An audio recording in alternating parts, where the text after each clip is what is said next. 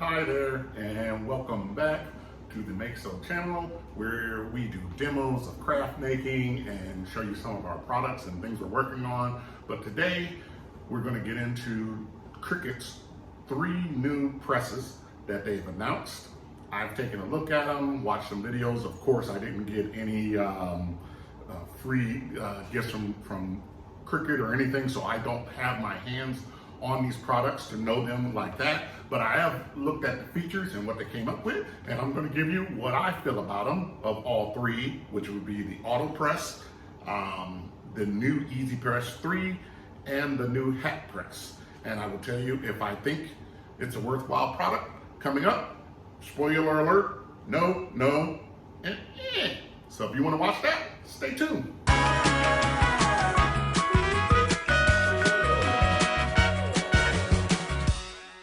Okay, so we normally do demo videos here. We like to show people things because I don't do just standing talking videos because I've been told I talk too much, which I know I talk too much.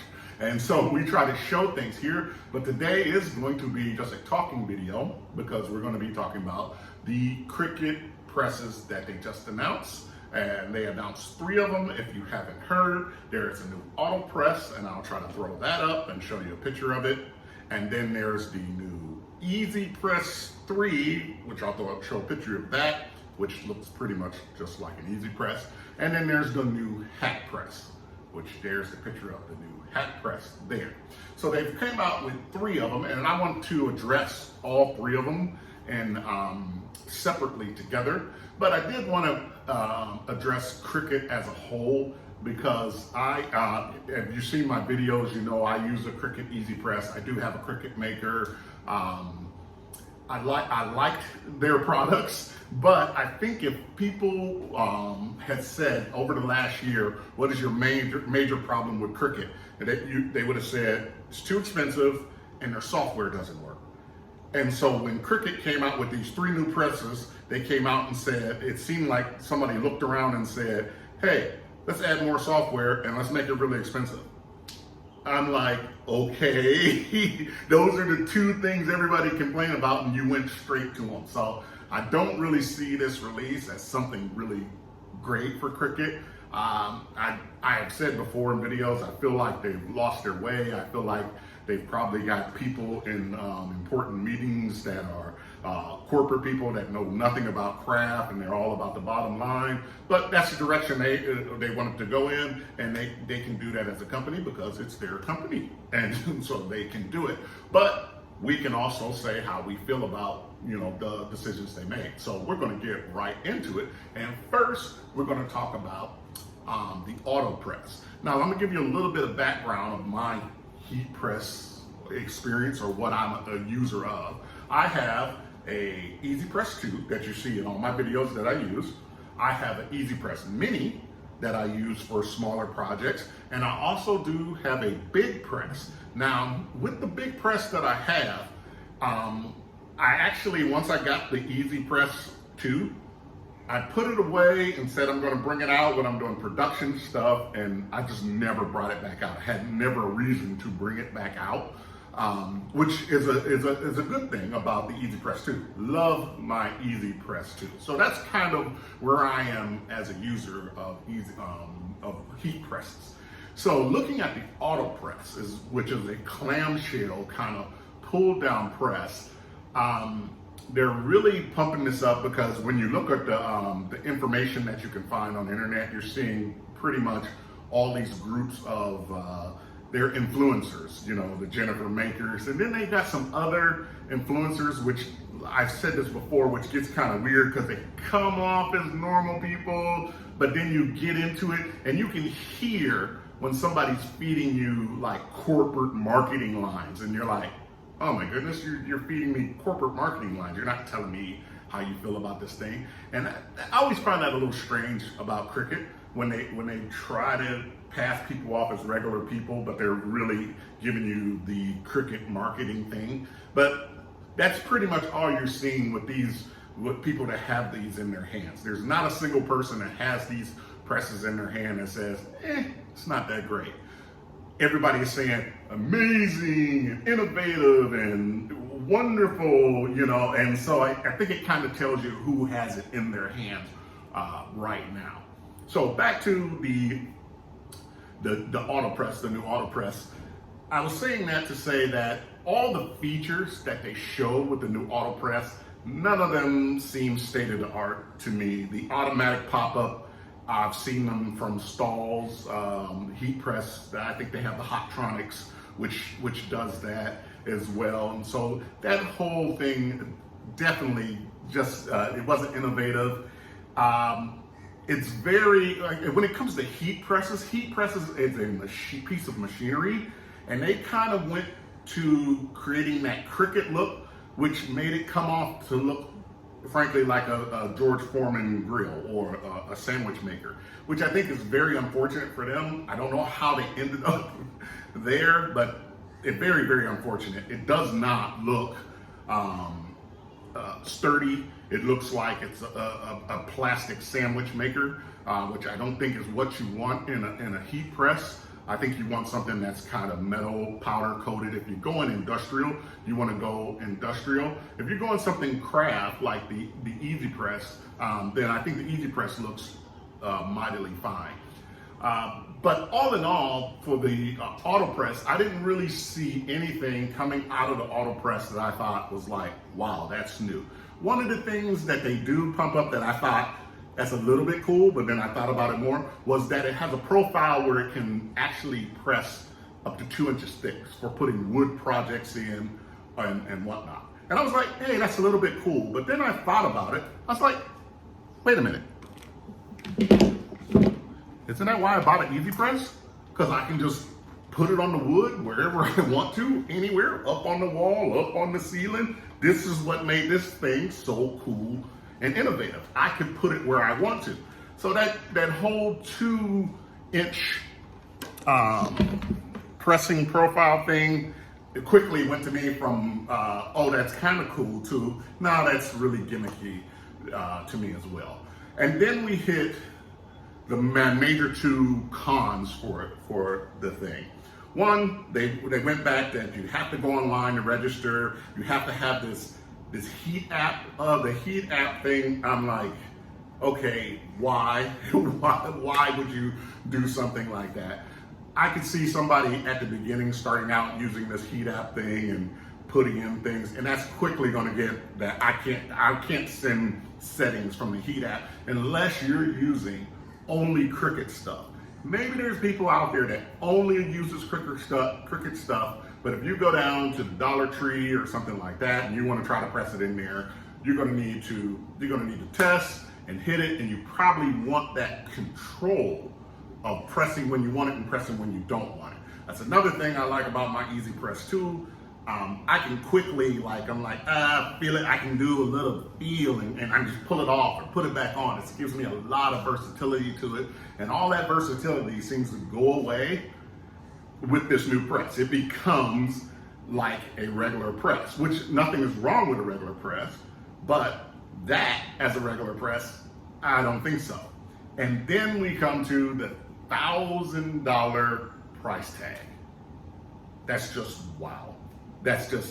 I feel that's just really tone deaf. They went that route, but for me, in the whole, that just makes that whole AutoPress just a big fat no. I can't believe you can, even that's their flagship thing that they came out with, but it's just a big flat no for me. Let's move on to their Easypress 3. So the Easypress 3 seems to be the Easypress 2 with Bluetooth. You have to log it online. My Easypress 2, I did not have to log it online. I'm here in Singapore, so that might be the reason why, but I'm very happy with that because it's a piece of machinery. You shouldn't need to log it on register it with anybody. I don't want to register a toaster. I don't want to register a broom. It comes back again with the app, so it says, okay, you can connect with the app to it. You probably could have connected with the app to the Easypress 2. They could have made that function probably work. They chose not to, I guess, to sell more Easypress. But again, like I was saying about the AutoPress, it's a function that I wouldn't even want to do that really anyway. maybe as a novelty in the first time you press a shirt, a couple of times. But I guarantee you, after you press 5, 6, 7 shirts, you're not going to go to that app. You're just going to say, okay, I'm not. The app is going to be pushed off to the side. And the first time that app goes down, like Design Space goes down, you're definitely going to just abandon the app and not go with it. So I guess for Easypress 3, if you don't have an Easypress 2, should you get an Easypress 3? It's $10 more on the price tag, not that much more. I still would probably, I guess I would get an Easypress 3. If I didn't have an Easypress 2, I definitely wouldn't upgrade. And the only reason is because for some $10 for some novelty reason, if I wanted to connect to the app, okay. Fortunate thing is they made it works without connecting to the app. Thank you. Great job, Cricut, for that, because if you made it so you can't press unless it's connected to the app, I would just be like, oh, that would have, at least they dodged that bullet. So finally, let's talk about the hat press. Now, of the 3, the hat press is the only one that kind of got traction with me. When I first saw it, I was like, oh, curved press, looks cool. It's okay. I'm feeling it. I get a little bit iffy about it because it's almost like their mug press.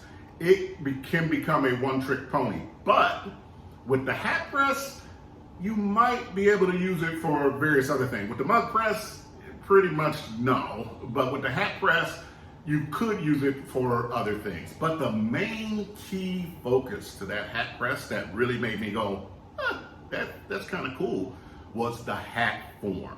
That round thing that's filled with walnut shells, if you will, that you can press the hat around. I was like, wow, that's really cool. And I really want one of those. But then I was thinking about it and I said, well, you know what? I have an Easypress Mini. Now with the hat press, what they show, they said you've got to glide it back and forth across the hat, and that's why they give you the hat form. My Easypress Mini can glide back and forth. Probably the exact same 3 settings that you have on the hat press is on this Easypress Mini. So for me, I'm thinking, no, the hat press is something that I could probably do without. But the hat form, I really want that. Now I'm thinking, and we're gonna have to see this down the road, will Cricut offer you that hat form without the hat press? If they do, I'm gonna be shocked. I will be like, wow, that's cool that they did that.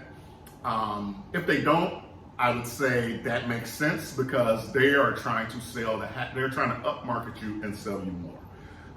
The hat form, I would definitely go and get something like that from Cricut, but I do not want the whole bundle because the hat press will become very redundant if you have a Easypress Mini, because you're gonna do pretty much the same type of things with that. I think we'll have to see in the future if we get to the hat form, if Cricut is listening, which I doubt, but if Cricut is listening, everybody else, the AutoPress guy, the guy that came up with the changes for the Easypress 3 and the hat press guy, yeah, all the way out. The hat form guy, keep that guy or girl, whoever made the hat form, because the hat form is pretty cool, and I really like that product, and I think it's going to have a lot of use, not only for hats, but it can be used for a lot of various things as a form, and it's utilitarian. It's something that we need.